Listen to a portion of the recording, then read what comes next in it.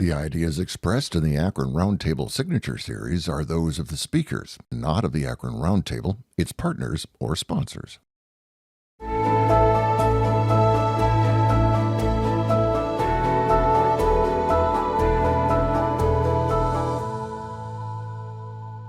I'm very honored to introduce a fellow journalist here. As he said, Alex Shephard is the senior editor of the New Republic, where he's covered politics and culture since 2015. And that's been such a boring period. I don't know how he's found anything to cover or write about. There really hasn't been much going on in politics, lately. So, so very busy with that topic. You could see him online with some of his recent headlines that he's had. J.D. Vance just gave us a preview of Trumpism without Trump, and also the Nobel Prize in Literature is boring now. So wide range of topics that he covers, and he also, talking with him, has had an interest in sports betting, coming out of COVID. Noticing going places and seeing the rise in people on their phones, and rather than just watching the sports, actually placing bets, and wanted to look into what that impact has been, so he'll be sharing more on that. In addition to his role at New Republic, you might recognize him from some of his regular appearances, providing political analysis and commentary for MSNBC, SiriusXM, and CBS Radio. And he also covers politics and sports for Sky News. And then outside of politics, he is the co-host of Mr. Difficult, which is a podcast about contemporary authors. And he's the co-founder of Full Stop, which is a literary review focusing on works in translation. And it typically features debut authors and those that are ignored by mainstream publications. So check that out too. And Alex is a New Yorker, grew up in Binghamton area, and now lives in Brooklyn area, but he's also no stranger to Northeast Ohio. He did go to college here and graduate with an English degree from Oberlin College, and so he's familiar with the area, and we're glad to have him back here to speak with us in Northeast Ohio. So please join me in welcoming Alex Shephard.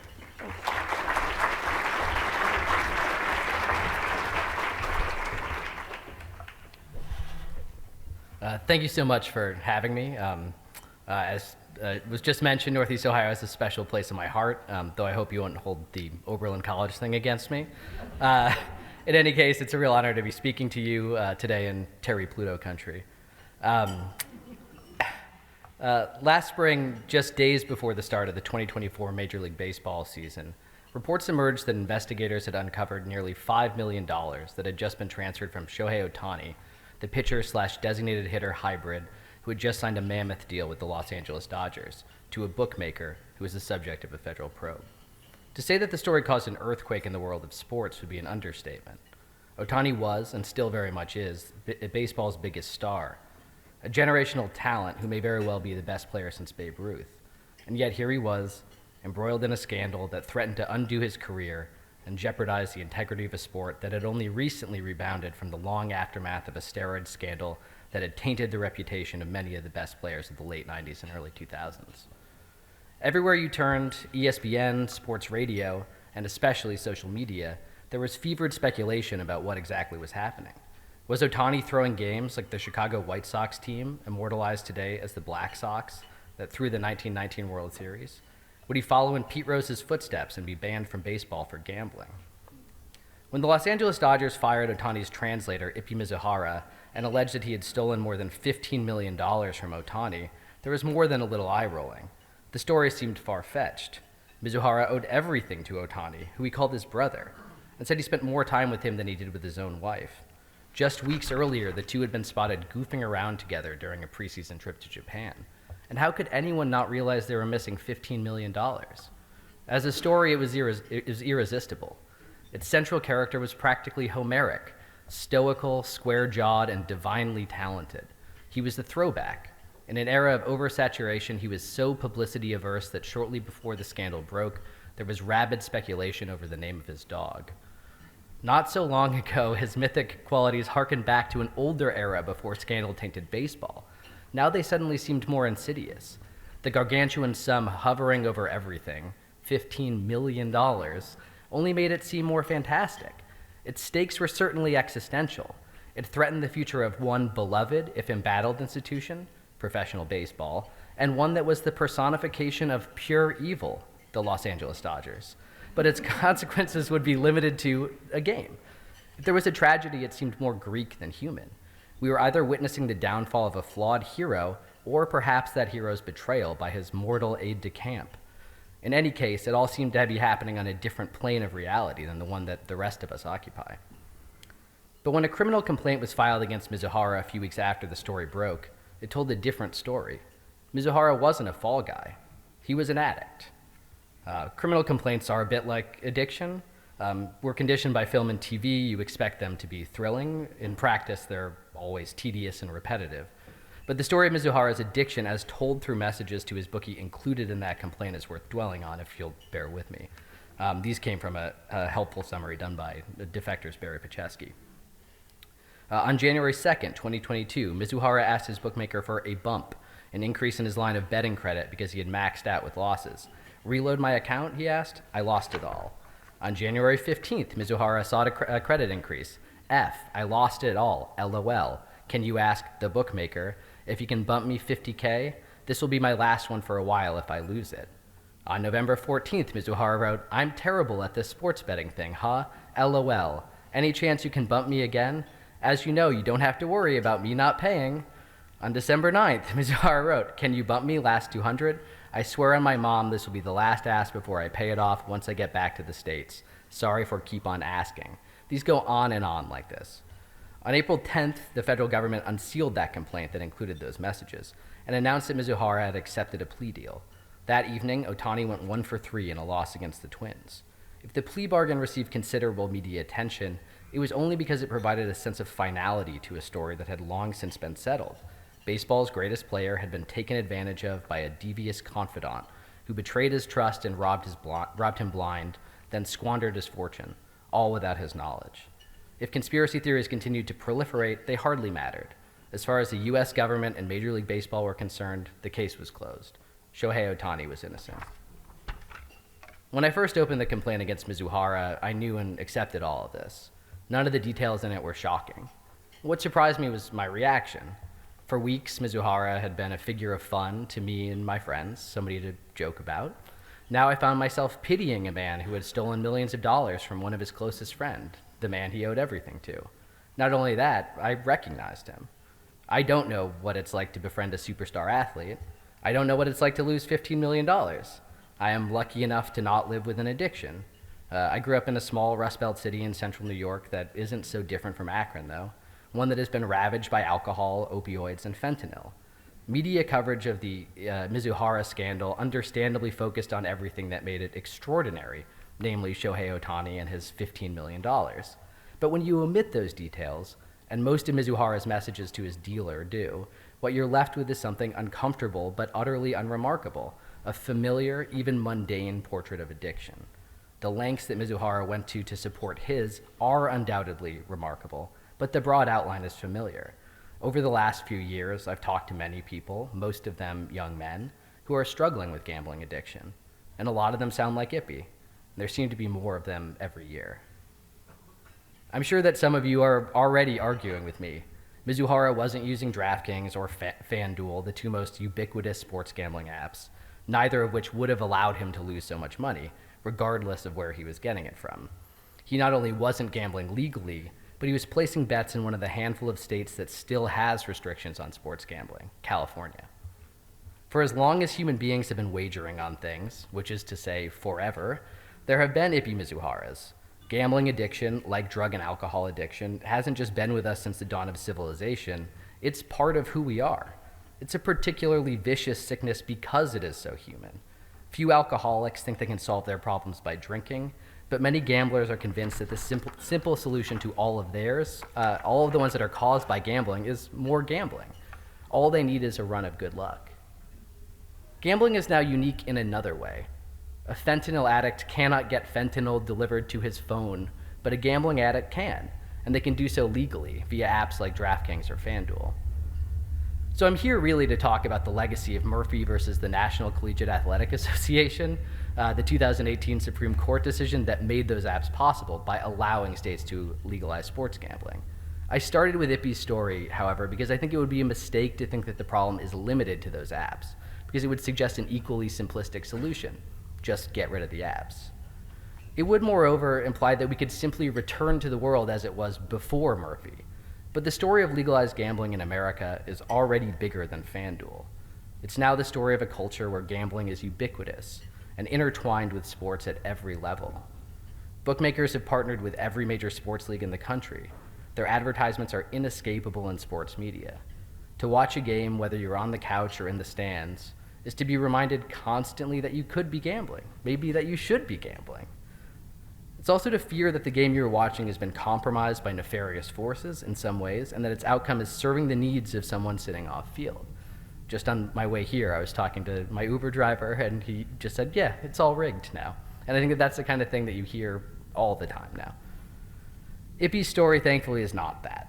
But it does illustrate how easily the integrity of sports can be questioned, and how even honest athletes are, sometimes unknowingly, intimately connected to gambling. None of this was true before Murphy. It's inescapable now. Not so long ago, betting on sports required a bit of effort. A decade ago, if you wanted to legally place a bet on sports, whether it was on the Super Bowl or a regular season Browns versus Bengals games, you'd have to travel to Las Vegas, Atlantic City, or tribal land. The 1992 Professional and Amateur Sports Protection Act, passed by Congress, banned wagering on sports anywhere else, unless you were betting on dog racing or jai-alai, which were exempted from the federal ban for reasons I was not able to determine while working on this talk. I think you can still bet on both of those things. When New Jersey passed a law legalizing sports gambling in 2012, and then sued the federal government when it was prevented from doing so, the NCAA, the MLB, the NFL, the NBA, and the NHL hit back. Amateur and professional sports are an integral part of American culture, particularly among the country's youth, who often look up to athletes as role models, the league said in a complaint. Legalized sports gambling, the complainants wrote, would irreparably harm amateur and professional sports by fostering suspicion that individual plays and final scores of games may have been influenced by factors other than honest athletic competition, that the games are rigged, in other words. But when New Jersey's suit reached the Supreme Court 6 years later, the court was unmoved. The floodgates were open. Today, sports betting is completely illegal in only 4 states: Georgia, Hawaii, South Carolina, and Utah. I was trying to think what those states have in common and couldn't come up with anything, but let me know after the talk if you do. It's fully legal in 38. In most states, for instance, California and Texas, where sports betting is partially legal, there are easy ways around it. You're pushed towards apps that they claim are games of skill. So you can only do parlays, which are the hardest bets to succeed on, basically, the ones that are the best for casinos and sports books. Every single one of the leagues I mentioned earlier that petitioned the Supreme Court to block sports gambling are now aligned with bookmakers via lucrative, in some cases, multi-billion-dollar partnerships. Americans bet nearly $1.5 billion on last year's Super Bowl alone, and more than twice that money on March Madness. I'm here to talk about sports, but thanks to sites like Kalshi and Polymarket, you can now vote on just about anything. I was watching CNN this morning, and they had Polymarket odds for the New Jersey governor's race, I believe, on the screen. But you can bet on the 2028 presidential election. You could bet on Ohio's own J.D. Vance if you wanted to. Or the 2026 Oscars. You should bet on one battle after another if you do. The total number of Spotify streams Taylor Swift's new album. People were betting on that last week. You could bet on who will win the National Book Award in Translated Literature. And I can't tell you who will win that one. 1% of the population, 2.5 million people, now meets the criteria for a severe gambling problem as determined by the National Council on Problem Gambling. An estimated 5 to 8 million people show signs of mild or moderate gambling problems. Research in America and abroad has long shown a disturbing correlation between gambling addiction and suicide attempts. And there are troubling correlations between gambling and other societal woes, like binge drinking, drug abuse, and especially domestic violence, and child abuse as well. These findings largely align with those from other countries, especially those that legalized sports gambling before the United States, most notably the United Kingdom, where a lot of the best social research is being done, and especially in The Guardian, some of the best reporting. It's easy to understand why sports gambling spread so widely so quickly, here in America, that is. States, whether they be big or small, deep red, deep blue, or somewhere in between, are pretty much all cash-strapped. Raising taxes is rarely, if ever, popular, regardless of the rationale. And as soon as sports gambling was legalized, an army of lobbyists mobilized, promising a frictionless way to pay for teachers and roads without going through the trouble of raising taxes. Democrats and Republicans alike welcomed an influx of money and shrugged off the societal problems that were attached to it. They were abstractions. Not only that, but the lobbyists working for the apps promised that technology would fix the problem. There were built-in mechanisms to identify problem gamblers, they said, and get them to stop before they reached the moment of crisis. For leagues, legal gambling provided a new source of revenue in an era of cord cutting. Not only that, it offered an enticement to fans who were being pulled in hundreds of different directions in a fracturing attention economy. It offered a reason to stay invested in sports and to pay attention when you could be watching an endless stream of 30-second videos. The promise of more attention, and most importantly, more money, was enough to override concerns about integrity. For sports media, gambling was welcomed for similar reasons. It's hard to maintain attention in the social media era, and gambling came with the promise of a virtuous cycle. It would bring fans in, and broadcasters could keep them by offering a constant stream of commentary not just about gambling, but about how to be a better gambler. If ESPN and CNBC had little in common in 2012, it's hard to shake the sense that they're not so different now. As with stock tips, gambling media always comes with a disclaimer that's aimed less at discouraging the viewer than indemnifying the commentator and the network. You're always told it's not real advice, basically. Still, what's being offered is often financial advice, or it is that as much as it is sports commentary. And a lot of sports media now carries a hint, and sometimes more than a hint, of the get-rich-quick schemes that have always been at the heart of American culture.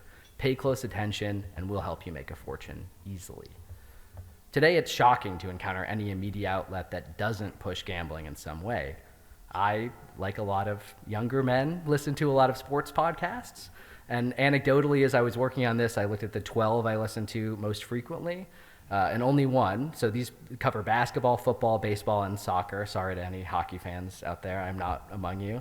But only one, the Guardian's Football Weekly podcast, doesn't contain ads for gambling. Everywhere else, it was everywhere. Still, that's anecdotal though. Still, even if you're not listening to a podcast that is sponsoring it by a sports book or watching a show on the SEC channel devoted to prop bets, you might be consuming pro-gambling content. Even live sports are infected with subtle reminders that you could, and maybe should, be gambling. I love to harp on the rise of the statistic I hate the most, which is win probability, as a great example of how sports gambling has changed sports media. I hope I'm not bringing up raw memories by invoking the Major League Baseball playoffs, but if you watched the Guardian's Unfortunate Wildcard series, you saw a graph popping up showing win probability.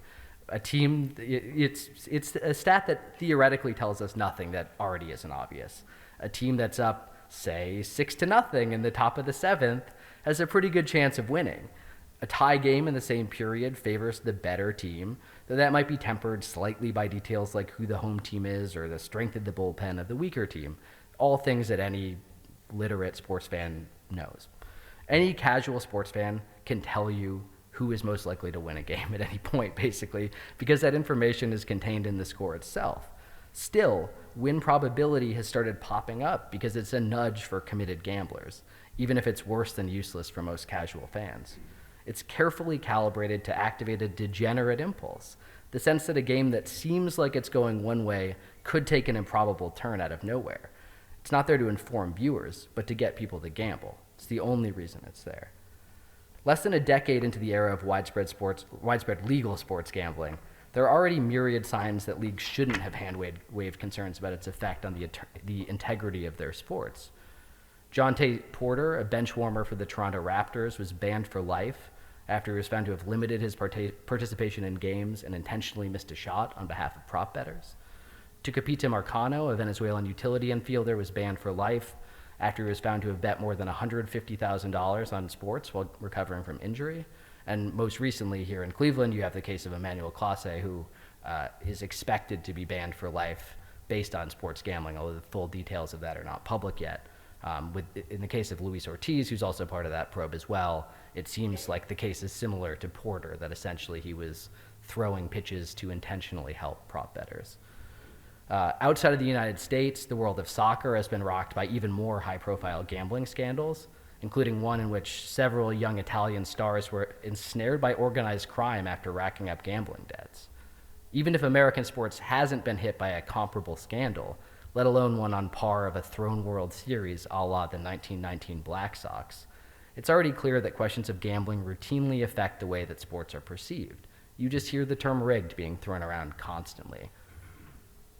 Gambling may be affecting performance in another subtle but insidious way.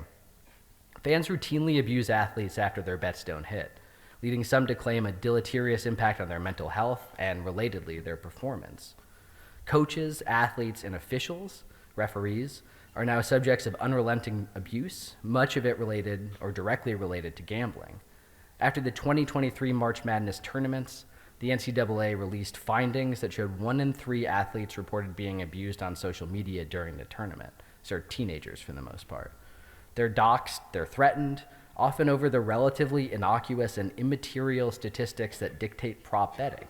The spread, how many rebounds you get, a blocked shot, an errant free throw attempt.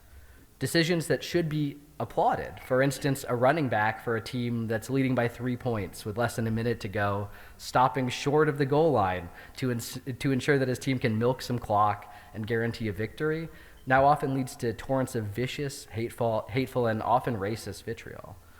I spoke to one rising MMA fighter, not a star, but a sort of mid-tier fighter, not a household name, who showed me his phone shortly after a fight. And his direct messages contained hundreds of DMs, many of them threatening, nearly all about bets it didn't take. This is commonplace now. Athletes are told to kill themselves for screwing up parlays, single bets that include several wagers that pay off only if all of them hit. If they drop a pass or fail to get on base, they're told to kill themselves. They're threatened with physical and sexual violence. Their families are threatened. I get everything, New York Knicks glue guy Josh Hart told The Athletic earlier this year. People say, I hope you die. They wish injury, racial stuff. Gabby Thomas, the Olympic sprinter, said she was followed around by a man shouting abuse at her, all because of a bet that didn't hit. We get threats and we get called names, said Denver Nuggets forward Kyle Kuzma. People never think about, maybe they're bad at picking the parlays. It's a funny quote, but it gets at something that's instrumental about the current moment, specifically about how gambling and technology are intertwined, and how each exacerbates the ills of the other. The speed of gambling, the intensity of gambling, they've increased exponentially. We've fundamentally changed the way people gamble. Harry Levant, the director of gambling policy with the Public Health Advocacy Institute at Northeastern University, told the Washington Post earlier this year, social media creates this idea of anonymity. We shouldn't be quite so surprised when we see an increase in the number of people demonstrating antisocial behavior. Social media enables and often encourages antisocial behavior, which is then further inflamed by gambling. The technology that allows fuming losers to harass athletes has been carefully honed to exacerbate their addictions. Gambling apps work in pretty much the same way that apps like Facebook or X do. They're designed to keep you coming back, and once you're there, to keep you there as long as possible. They deliver nudges and incentives to gamble, and the palpable sense that you're missing out on something special when you're not. Those nudges nearly always push you towards bets with huge payoffs and sky-high odds, most notably parlays, that rarely ever hit. Even when they do, these apps make it significantly harder to withdraw money than they do to deposit funds. To deposit money on one of these apps, I was just doing this earlier, you usually have to complete a couple of steps. You may click twice. Taking that money out, however, is almost always more complicated. If you're lucky enough to come out on top, it usually takes 4 or 5 times as many steps to withdraw funds than it does to deposit them. Excuse me. And while you're trying to take the money out, you're being nudged to stake those winnings on another wager. It'd be possible for me to get a glass of water, actually, I'm sorry. Sorry to Marco Rubio my talk. I thought I could make it through 18 pages. I won't duck, though, I promise. Thank you so much.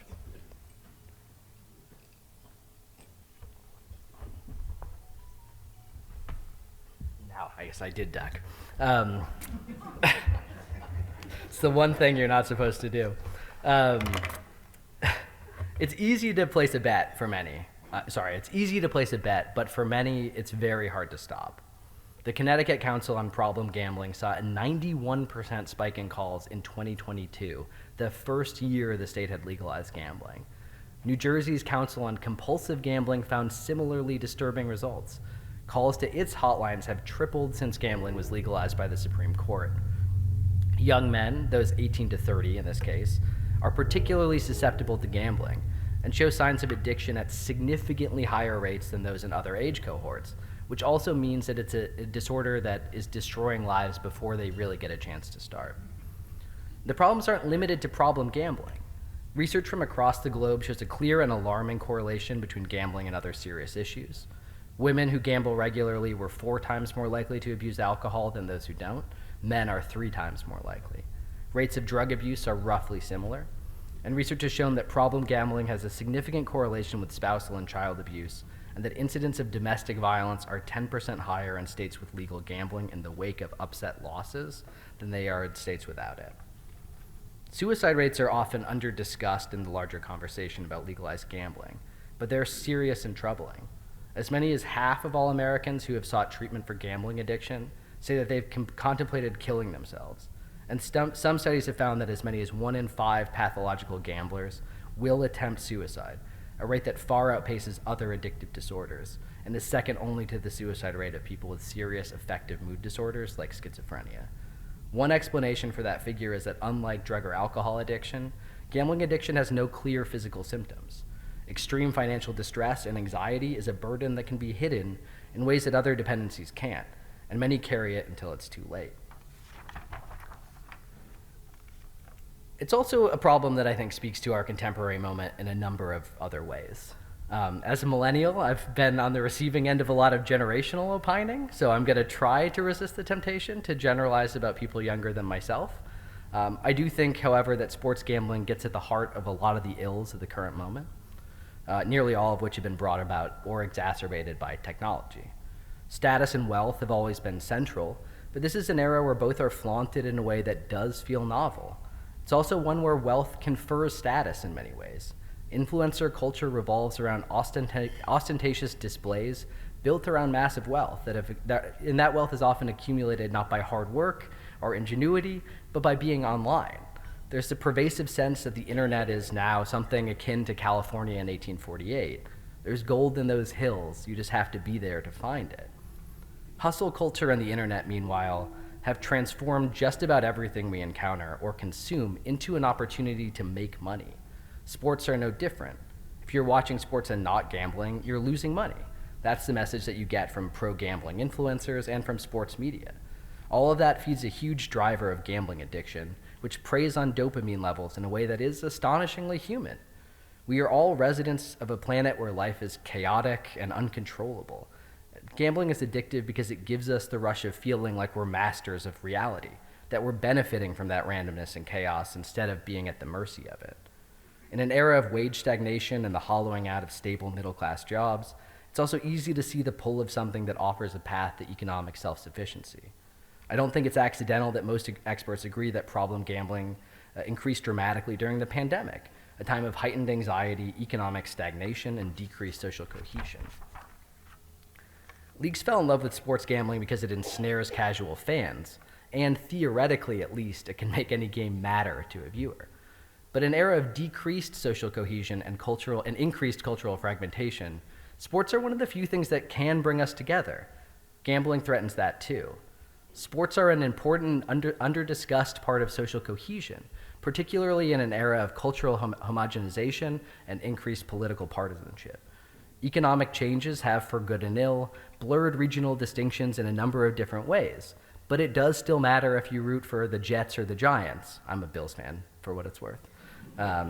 Which, don't talk to me about that, please, right now.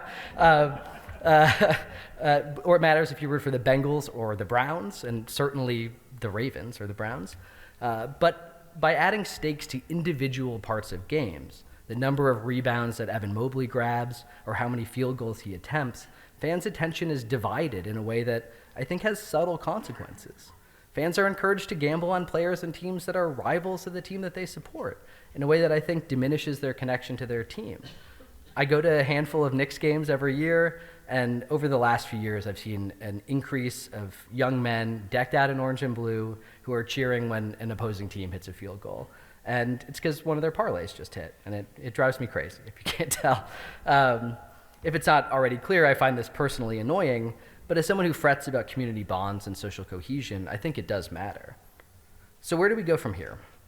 Despite the clear, irrefutable wealth of research showing that legalized gambling has had significant negative impact on American life, it's not a question enough people are asking. Leagues and media organizations are raking in too much money. They don't want to jeopardize vital income streams. It's worth noting that the two largest sports media organizations in the country, ESPN and the New York Times, which owns The Athletic, have both done admirable and significant reporting about the American gambling epidemic. But it's undeniable that that reporting pales in comparison to the pro-gambling output that both outlets produce. It exceeds that kind of journalism. Politicians are seemingly just as disinterested in what could fairly be described as an epidemic. Here, too, you can follow the money and get an answer that tells almost the whole story. The revenue that states receive from gambling is a pittance compared to what sportsbooks rake in, but it's far from insubstantial. No one wants to jeopardize an income stream that pays for services. More than that, no one wants to have to replace it with tax increases. There's another story here as well, and though it involves politics, I'll try to tell it without getting too political. But not so long ago, both parties had sizable constituencies and sensibilities that made them approach legalized gambling cautiously, if not with outright hostility. For Republicans, there were moral grounds to oppose it, especially among Christian conservatives suspicious not only of vice, but of vocations that made a mockery of the virtues of hard work and discipline. For Democrats, it was an affront to egalitarian principles, and it redistributed money from the poor to the most avaricious of big businesses, casinos. Although the general character of both parties is still broadly similar to what it was a half-century ago, the parties themselves are significantly diminished to where they were in the years after World War II. They're what political scientists Sam Rosenfeld and Danny Schlotzman have called hollow parties, unable to effectively organize their voters, or in many cases their politicians, to achieve specific ends. As a result, they are susceptible to highly motivated interest groups, like, for our purposes, a gambling lobby that tells them what they want to hear. It is, in other words, harder than ever for politicians to act in the public interest. That is truer in the case of gambling than it is in other policy areas, because even though young men are disproportionately harmed by gambling addiction, gambling is very popular with young men. The 18 to 30 cohort is coveted by both parties. The last election was decided in part because of the influence of the podcasters and YouTubers in the so-called manosphere, where sports gambling is very popular, and certainly more popular than electoral politics. Gambling regulation would risk blowback in these spaces, and with young men, a risk neither party seems eager to take. That may be changing, however. For all the talk of polarization, public opinion is still elastic and malleable, and there are signs that it is shifting on gambling. Today, 43% of American adults say legal sports betting is a bad thing for society, up from 34% in 2022. And 40% of adults now say it is a bad thing for sports, up from 33%. The number of young men who feel the same way is even higher, 47%, a figure that is almost double what it was just 3 years ago, when only 22% agreed. Still, sports gambling isn't going anywhere, even as public opinion shifts. It is still backed by an incredibly powerful lobby and supported by the commissioners of every major sports league, collegiate and professional, in the country. Although players' unions are speaking out more about the abuse they suffer as a direct result of legalized gambling, they aren't demanding a change that would cost athletes money too. Even if there was a shift in one or several of those areas, there is the little problem with the fact that the door to legalized sports gambling was opened by the Supreme Court. Even if a Congress that cannot keep the government funded were to somehow pass a ban on legal sports gambling, which is not going to happen, it's unlikely that the nation's highest court would feel any differently today or next year or any time in the foreseeable future than it did in 2018. Ippy Mizuhara should have been a wake-up call for the sports world. His story showcased not only the impossibility of quarantining sports from gambling, but the inevitability of scandal. In a world where gambling is permitted and ubiquitous, sports will always be brushing up against it in uncomfortable ways. Like all near misses, it was a warning. In this instance, there was no evidence that baseball's integrity was jeopardized. But that won't always be true, as we just saw this week with the Emmanuel Clase story. Eventually, players, maybe even star players, and possibly entire teams will be compromised. Mizuhara's proximity to the sport matters in another way.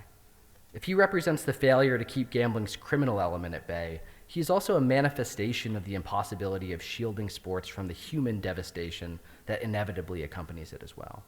He's hardly a sympathetic figure, but his story is still an increasingly familiar one. Addiction and desperation led him down a dark path that he otherwise likely would have avoided. If his fate is easy for many to write off, one does not have to look very hard for more relatable victims of America's gambling addiction. People who have lost their homes and their families, or who have taken their own lives. Lives are being ruined, sometimes irreversibly. Is that worth the $250 million that Major League Baseball reportedly raked in the year before Mizuhara's arrest? For the MLB, its 32 teams, its players' union, and the media organizations that cover them, the answer is yes.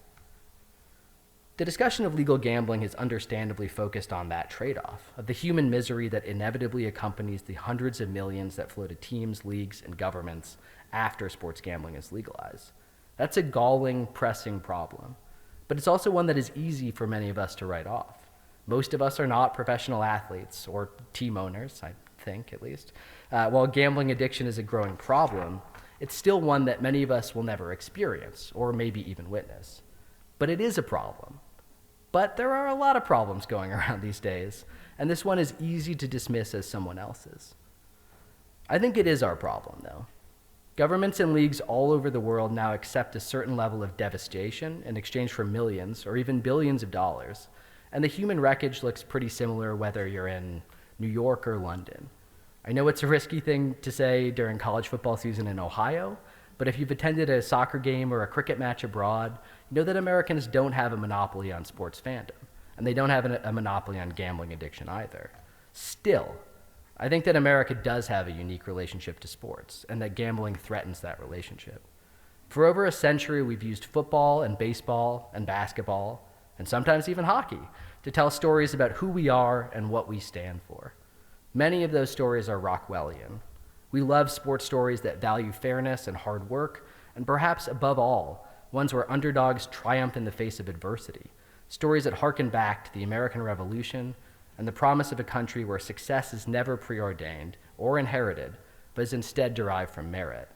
It's a surprisingly malleable national story, one that has, especially in recent decades, also communicated our halting, incomplete path to racial equality.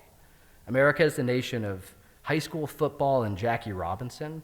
It's the land of Rocky, Hoosiers, and Remember the Titans. But we don't tell ourselves those kind of stories as much as we used to.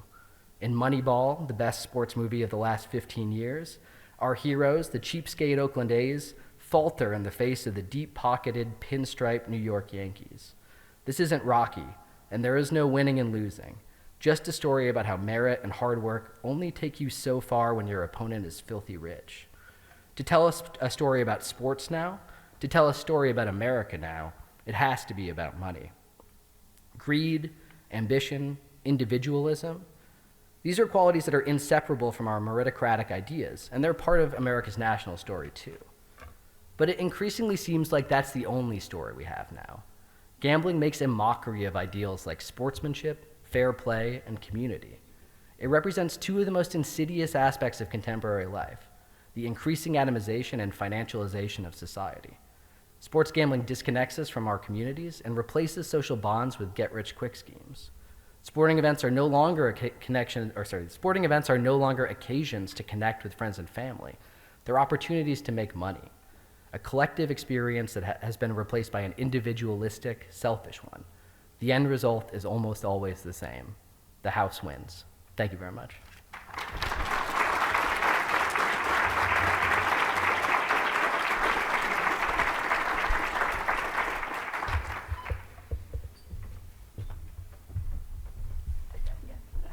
Thank you very much, Alex. As you heard before, he has graciously agreed to answer some questions. And we have a lot of them. Let me start out with some of the influences. So there's two different questions I'm going to focus on. And one is, how would you describe the influence, if any, of professional sports teams in gambling? And the second is a little darker. What about organized crime? If I understand the question correctly, it's how are teams actively participating? Yeah, well, is there a profit for sports teams? Oh, yeah, certainly. So, I mean, I think for individual players, the answer is a little more complicated. So it's technically no, but the way that most sort of collective bargaining agreements are done is that players get a share of the total revenue that leagues make. So most of that money comes from cable TV rights or streaming rights now, but you're seeing a huge uptick of gambling money. Now, that's important because the money from cable TV and streaming, although it's still gargantuan, billions of dollars, I think there's a sense that cord cutting and the kind of increased monopolization of telecom industries will make that money go down at some point, especially since leagues were banking on things like meteoric growth in China, which seems unlikely for geopolitical reasons, even if it was already halting for cultural reasons. So, you know, I think they always want the financial line to go up.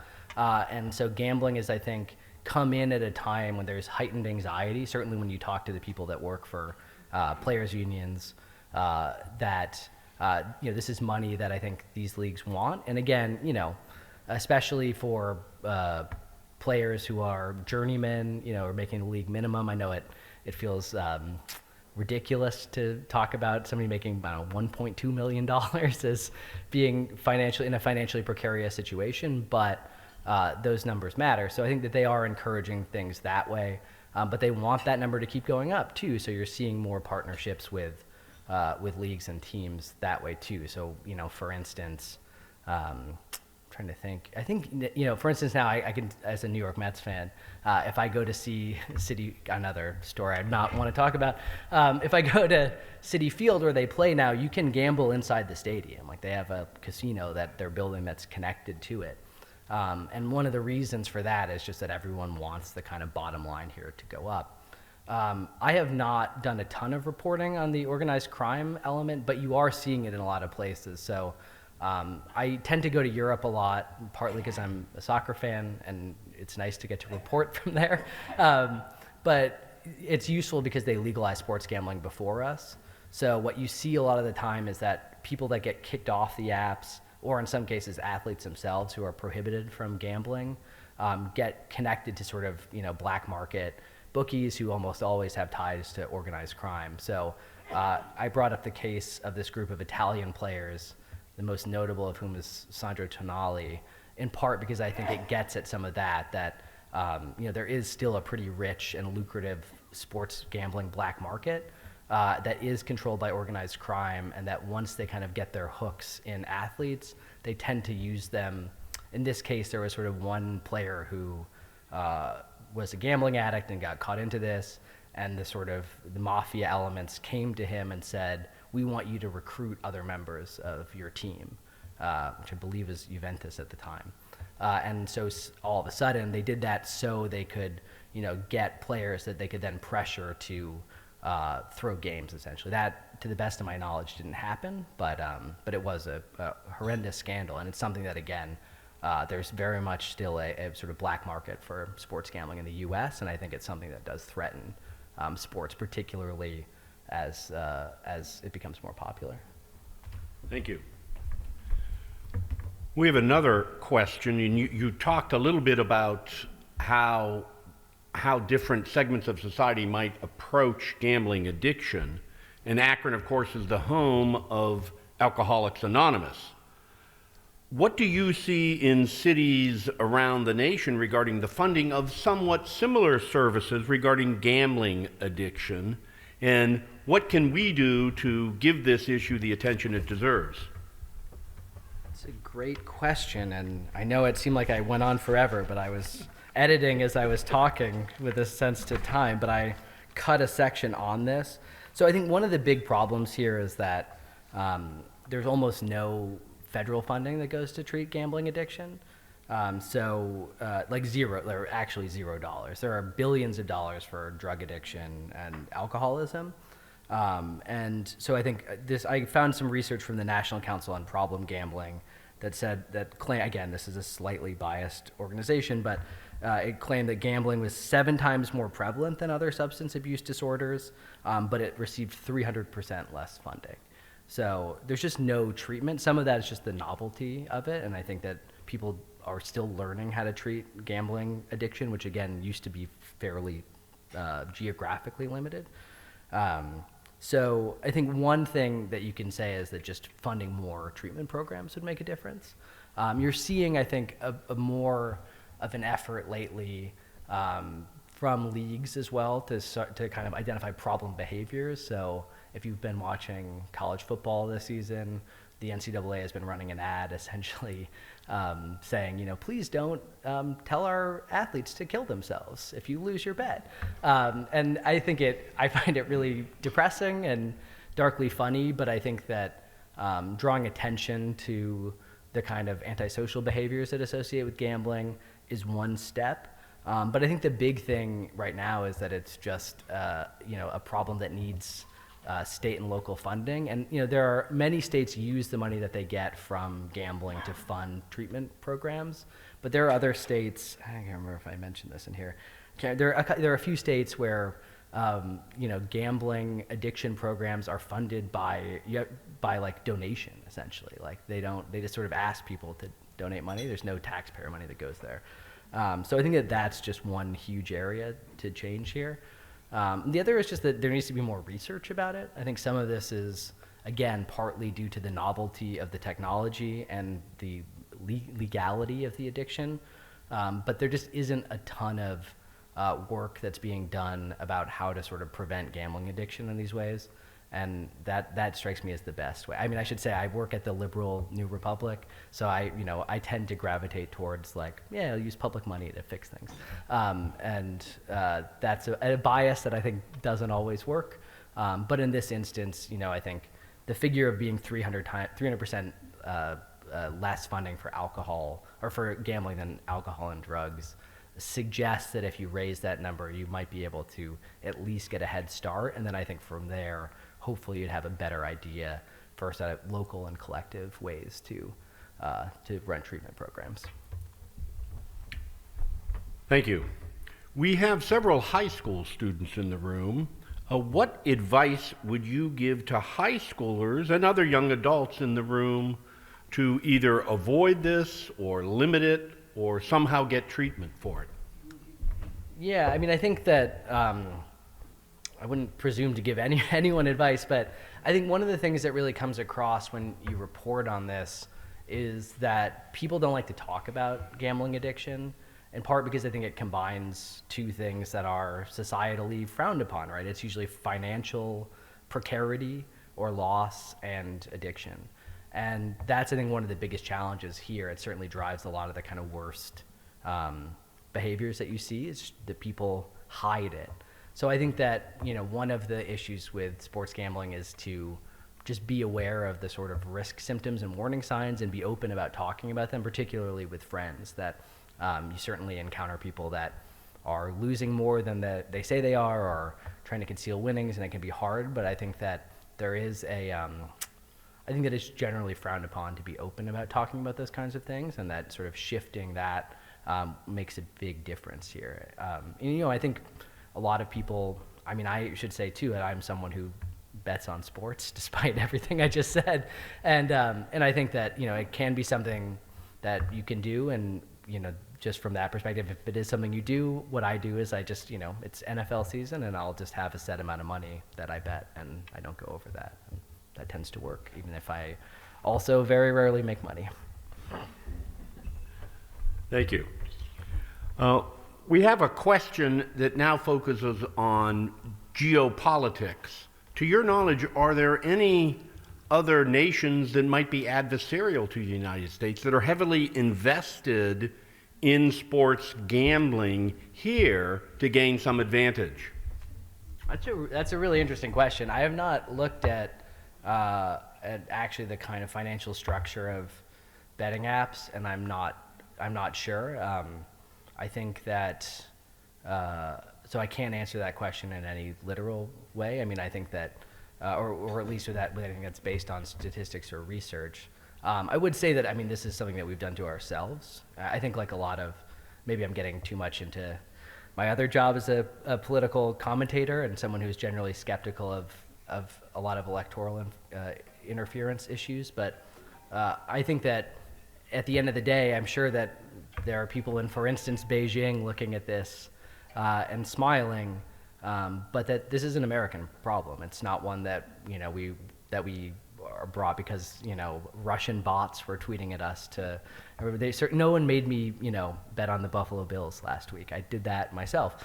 And I think that helps here. I think it helps in the way that we think about a lot of these things is where did this problem come from and what do we do about it? And I think in this case, the problem came from, I think, a blasé attitude both at the state level and the federal level as well.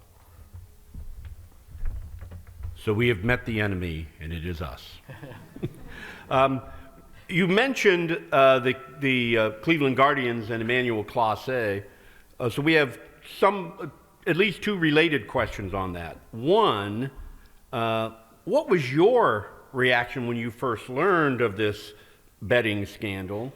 And do you see anything unique or interesting in this as opposed to other sports betting scandals? You mentioned the Black Sox scandal.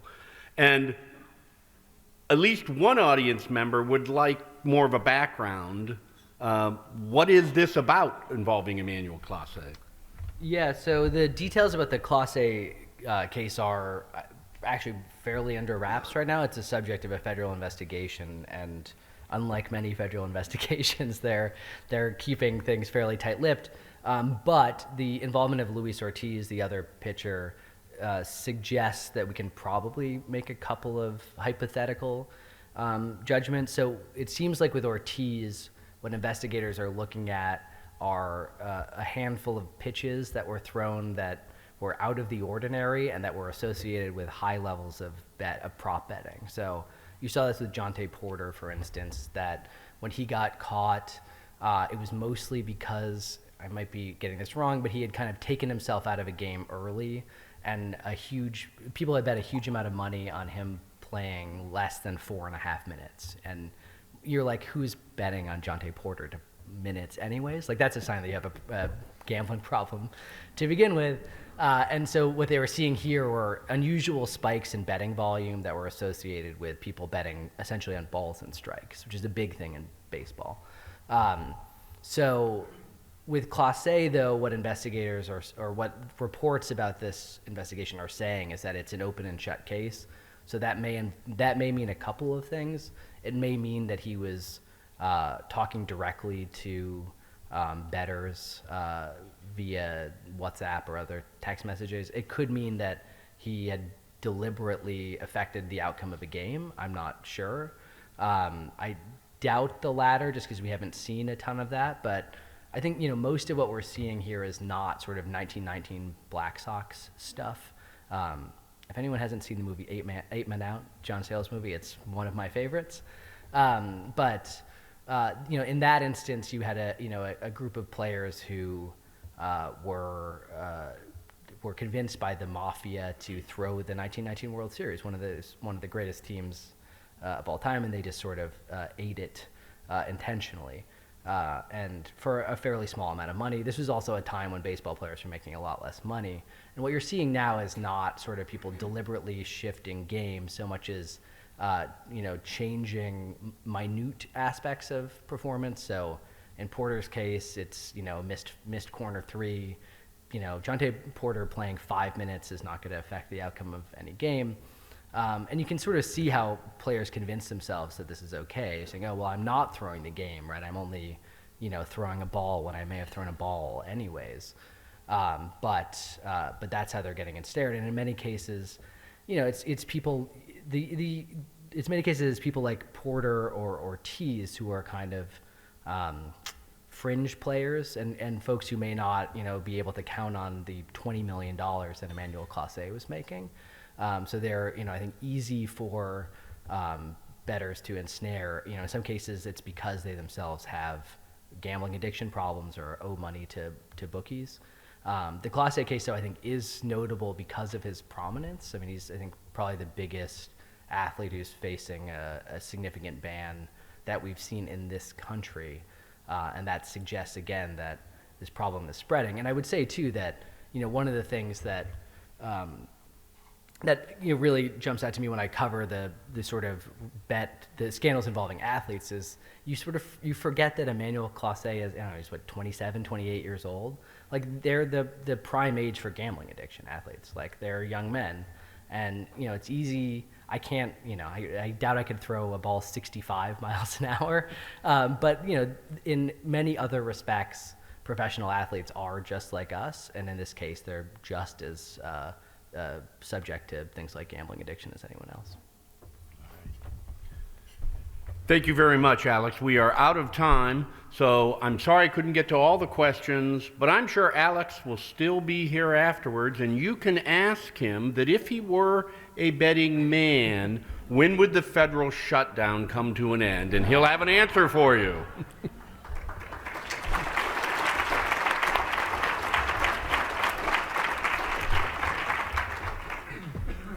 Alex, don't go anywhere. Alex, thanks for bringing that topic to life for us today. We really appreciate it very much. I'd like to invite Michael Batu up to the stage to present our signature Contemplative Sun to you.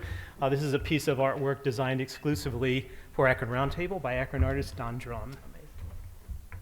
Alex, Thank you for coming to Akron. thanks so much for having This me. one's a sure win that you got it.